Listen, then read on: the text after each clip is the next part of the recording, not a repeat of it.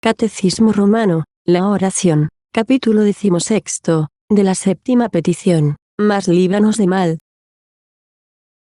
Todas las peticiones antecedentes encerró el Hijo de Dios en esta última, con la cual acabó esta oración divina, y declarando su valor y peso se valió de esta forma de orar, cuando al despedirse de esta vida rogó a su eterno Padre por la salud de los hombres de este modo: ruégoos, que los libres de mal. Y así en esta fórmula de orar que nos dio por su precepto y confirmó con su ejemplo, comprendió sumariamente como en un epílogo la virtud y espíritu de las demás peticiones, porque en habiendo alcanzado lo que pedimos aquí, nada nos resta que desear, como dice San Cipriano, pues pedimos de una vez la protección de Dios contra el mal, y conseguida esta quedamos defendidos y seguros contra todos los tiros del demonio y del mundo. Siendo pues esta petición tan importante como dijimos, debe poner el párroco diligencia suma en explicarla a los fieles. Diferenciase de la antecedente, en que en esa pedimos ser librados de la culpa, en esta de la pena. No es menester ponderar mucho a los fieles, lo muy abrumados, que se ven de trabajos y calamidades, y lo muy necesitados, que están del socorro de Dios. Porque además de haber tratado con toda difusión muchos escritores sagrados y profanos, a cuáles y a cuántas miserias esté sujeta la vida de los hombres, apenas habrá uno, que lo ignore por experiencia propia o por ajena. Y todos están muy persuadidos, a lo que dijo aquel espejo de paciencia a Job: el hombre nacido de mujer vive poco tiempo, está lleno de muchas miserias, sale como flor y luego se marchita, y huye como sombra y nunca permanece en un mismo estado. No se pasa día que no venga señalado con alguna molestia o incomodidad, como lo testifica aquella sentencia del Salvador: bástale al día su malicia. Bien que cual sea la condición de la vida humana, lo declara el aviso del mismo Salvador por el que nos enseña, que es menester tomar cada día la cruz y seguir a su majestad. Así pues, como siente cada uno cuán trabajoso y cuán peligroso es este modo de vivir, así será fácil persuadir que debe pedirse a Dios nos libre de mal, mayormente cuando cosa ninguna obliga más a los hombres a pedir, que el deseo y la esperanza de verse libres de los trabajos, que los oprimen, o que los amenazan. Porque está muy impreso en las almas de los hombres acudir prontamente en los males al auxilio de Dios. Por esto dijo David: llénales, Señor, la cara de ignominia, y buscarán tu nombre. Pero aunque es en los hombres como natural, invocar a Dios en los peligros y calamidades, con todo eso aquellos a cuya fidelidad y prudencia están encomendados, tienen particular obligación de enseñarles el modo con que deben hacerlo. Porque hay hombres que contra lo mandado por Cristo Señor nuestro trastornan el orden de la oración. El mismo Señor que nos mandó acogernos a Él en el día de la tribulación, nos señaló el modo con que debíamos hacerlo. Quiso pues que antes que le pidiésemos que nos librase de mal, le suplicásemos, que sea santificado el nombre de Dios, que venga a nos su reino, y las demás peticiones, por las cuales, como por ciertas gradas se sube a esta última. Pero a algunos si les duele la cabeza, si el costado, si el pie, si pierden la hacienda, si se ven acosados de enemigos, o amenazan peligros de hambre, guerra, peste, o cosas tales, sin hacer caso de los primeros grados de la oración, solo piden ser librados de aquellos males. Este modo de pedir es contra aquel mandamiento de su majestad: buscad primeramente el reino de Dios. Por eso los que piden derechamente, cuando piden ser libres de calamidades, trabajos y males, todo lo ordenan a gloria de Dios. Y así David, cuando suplicaba: Señor, no me arguyas en tu furor, luego dio la razón, en que se mostró muy ansioso de la gloria de Dios, pues dice: porque no hay de los muertos quien se acuerde de ti, y en el infierno quien te alabará. Y él mismo pidiendo a Dios usase con él de misericordia, añadió: enseñaré a los malos tus caminos, y los impíos se convertirán a ti. A este modo saludable de orar y a imitar al profeta, han de ser incitados los fieles oyentes, y al mismo tiempo se les ha de enseñar la diferencia que hay entre las oraciones de los infieles y las de los cristianos. Es cierto que con grande ahínco piden los infieles a Dios que los libre de las enfermedades y dolores que padecen, y que les conceda escapar de los males que les molestan o les amenazan. Pero con todo eso ponen la principal esperanza de su salud en los remedios preparados por la naturaleza, o por industria de los hombres. Y aun la medicina que les da cualquiera,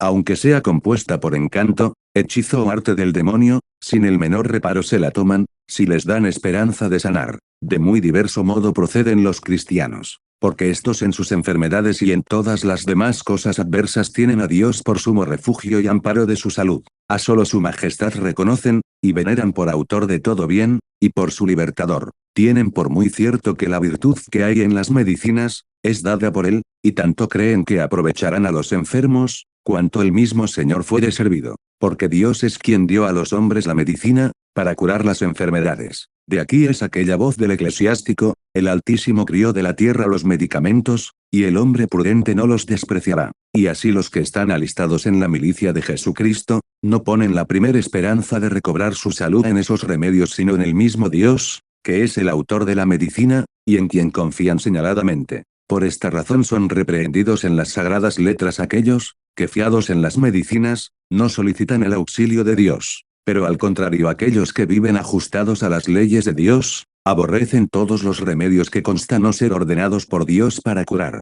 Y aunque tuvieran por cierto que tomando tales medicamentos habían de conseguir la salud, sin embargo los mirarían con horror, como a cosa de encanto y artificio diabólico. Han de ser pues exhortados los fieles a confiar en Dios. Porque por esa razón el Padre Benignísimo mandó que le pidiésemos nos librase de mal, para que por lo mismo que lo mandó, tuviésemos esperanza de conseguirlo. Muchos ejemplos de esto hay en las sagradas letras, para que por esa muchedumbre de ejemplos se vean precisados a confiar, los que se mueven menos por razones a esperar como deben. Abraham, Jacob, Lot, José, David, están a la vista, como testigos muy calificados de la divina benignidad. Los sagrados libros del Testamento Nuevo nos ofrecen tantos que fueron librados de peligros muy grandes en virtud de la oración devota, que no es necesario referir ejemplos. Baste aquella sentencia del profeta: ¿qué puede esforzar al más desconfiado? Clamaron los justos, y el Señor los oyó, y los sacó de todas sus tribulaciones. Síguese declarar la virtud y sentido de esta petición, para que entiendan los fieles que no pedimos aquí al Señor que nos libre enteramente de todos los males. Porque hay algunos que comúnmente se juzgan males, y con todo eso son provechosos para los que los padecen, como aquel estímulo, que fue dado al apóstol para que ayudándole la gracia de Dios, se acrisolase la virtud en la enfermedad. Estos males, una vez conocida su virtud son para los buenos de sumo regalo, y están muy ajenos de pedir al Señor los libre de ellos. Y por tanto solo pedimos a su majestad nos libre de aquellos males, que no pueden hacer ningún provecho al alma. De los otros en manera ninguna, si se saca de allí algún saludable fruto. Este es pues en suma el sentido de esta petición, que una vez libertados del pecado lo seamos también del peligro de la tentación, y de todos los males interiores y exteriores, que estemos seguros del agua, del fuego, y del rayo, que no destruya la piedra los frutos, que no padezcamos carestía de alimentos, ni alborotos, ni guerras. Pedimos a Dios, que aparte de nosotros enfermedades, pestes, y desolaciones, que nos libre de prisiones, cárceles, destierros, alevosías, traiciones, acechanzas, y todos los demás desastres, con que la vida humana se suele acongojar y oprimir mucho. Y en fin que nos libre de todas las causas de pecados y maldades. Y no solo pedimos que nos libre de las cosas que a juicio de todos son malas, sino también de aquellas que casi todos las tienen por buenas, como son las riquezas, las honras, la salud, la robustez, y aun la misma vida. Pedimos digo, que no abusemos de ellas ni se conviertan en daño y perdición de nuestras almas. Pedimos también a Dios, que no seamos sorprendidos de muerte repentina, que no irritemos su divina ira contra nosotros, que no padezcamos las penas reservadas para los malos, ni seamos atormentados con el fuego del purgatorio, del cual piadosa y santamente rogamos, sean librados los demás. Así explica la Iglesia esta petición en la misa, y letanías. Conviene a saber, que seamos libres de los males pasados, presentes y venideros. Y no de solo un modo nos libra de los males la benignidad de Dios, porque detiene las calamidades que amenazan, como leemos, que fue libertado aquel gran Jacob de los enemigos, que había suscitado contra él la matanza de los siquimitas, porque dice la Escritura, el terror de Dios se apoderó de todas las ciudades del contorno, y no se atrevieron a perseguir a los que se retiraban. Y efectivamente todos los bienaventurados que reinan con Cristo Señor nuestro en los cielos, están ya libres por el favor de Dios de todo mal. Pero de ningún modo quiere su majestad, que los que todavía andamos en esta peregrinación, estemos libres de todos los males, mas nos libra de algunos, y viene a ser como libertar de todas aquellas consolaciones, que da a veces a los que están oprimidos de adversidades. Con estas se recreaba el profeta, cuando decía, según la muchedumbre de los dolores de mi corazón tus consolaciones alegraron mi alma. Demás de esto libra a Dios de los males a los hombres, cuando reducidos a las últimas angustias los saca sanos y salvos, como leemos que sucedió con los niños arrojados en el horno encendido, y con Daniel, a quien nada dañaron los leones, como ni la llama tocó a los niños. También según el sentir de los santos Basilio el Grande, Crisóstomo, y Augustino, es llamado aquí principalmente el mal o el demonio, por ser el autor de la culpa de los hombres, esto es de la maldad y pecado, del cual también se vale Dios, como de verdugo, para exigir las penas de los impíos y malos. Porque Dios es quien da a los hombres todo el mal que padecen en pena de su pecado. Y conforme a esto dicen las sagradas letras, si habrá mal en la ciudad, que no le haya hecho el Señor. Mas, yo soy el Señor, y no hay otro, que formo la luz. Y crío las tinieblas, hago la paz, y crío el mal. También se dice el mal o el demonio, porque sin hacerle nosotros mal ninguno, con todo eso nos hace perpetua guerra, y nos persigue con odio mortal. Y aunque estando nosotros armados con la fe y guarnecidos con la inocencia, no nos puede dañar, eso no obstante nunca cesa de tentarnos con males externos, ni de molestarnos por cuantos caminos puede. Y por esto pedimos a Dios nos libre de este mal. Decimos de mal,